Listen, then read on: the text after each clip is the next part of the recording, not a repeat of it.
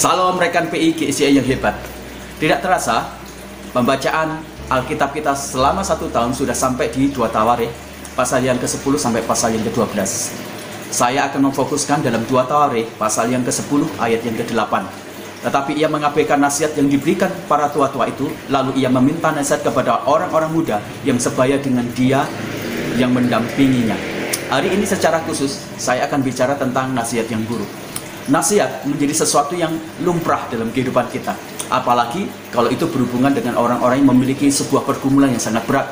Misalnya ada satu keluarga yang sedang hendak bercerai. Maka nasihat menduduki porsi yang sangat penting. Juga bagi pengusaha-pengusaha yang memiliki perusahaan yang sedang omsetnya turun atau mengalami kebangkrutan. Dia akan menghadirkan konsultan dan meminta nasihatnya. Harga sebuah nasihat biasanya untuk sebuah perusahaan nilainya sangat fantastis mahal. Hari ini kita belajar bersama-sama dari seorang Raja Rehabiam yang menyendengkan telinganya kepada nasihat yang buruk. Dan akhirnya dia mendapatkan sesuatu yang sangat buruk sepanjang dia memerintah.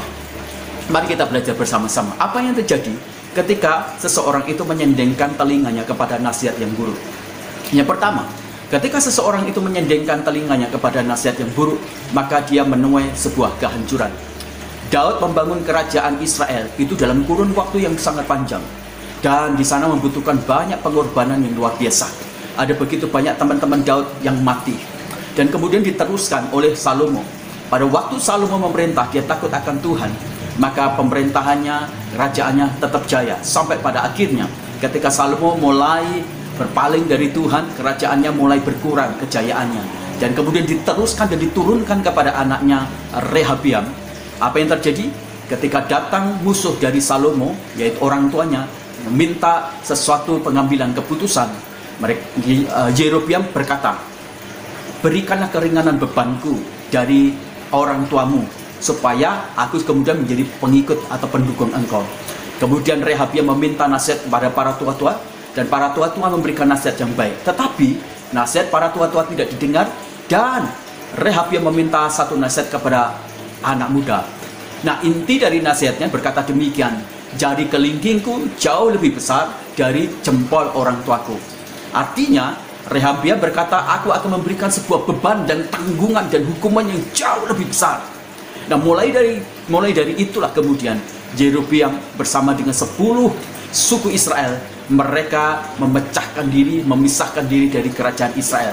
Dan mulai dari situlah kemudian kerajaan Israel pecah jadi 2. Seharusnya menjadi 1, akhirnya mengalami kehancuran karena Rehabiam menyendengkan telinganya kepada nasihat yang buruk.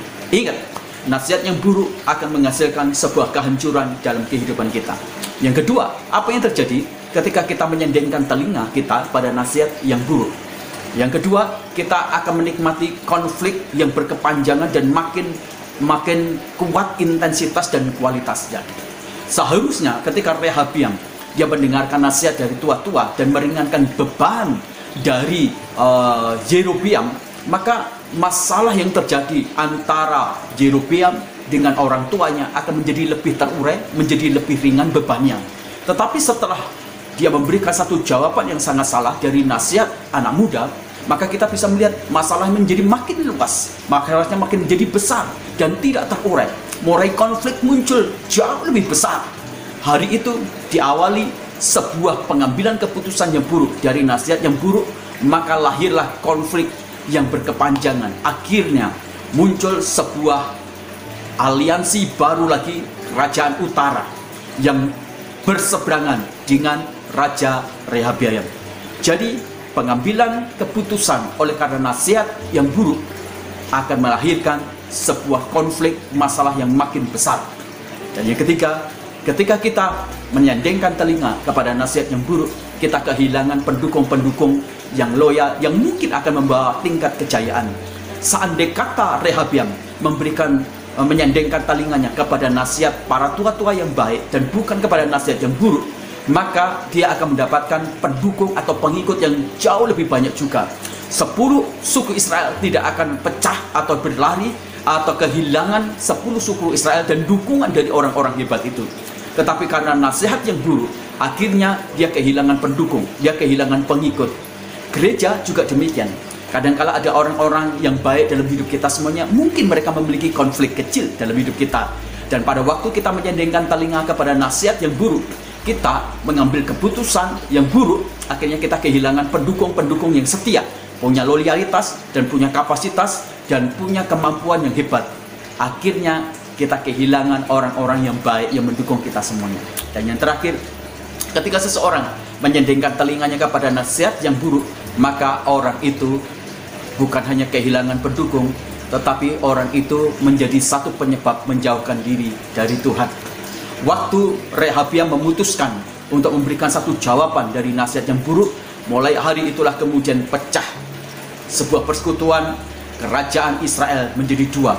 Dan Yerobeam memutuskan orang-orang Israel tidak boleh beribadah di Yerusalem, tetapi dia membangun sebuah tempat ibadah baru di Gerizim.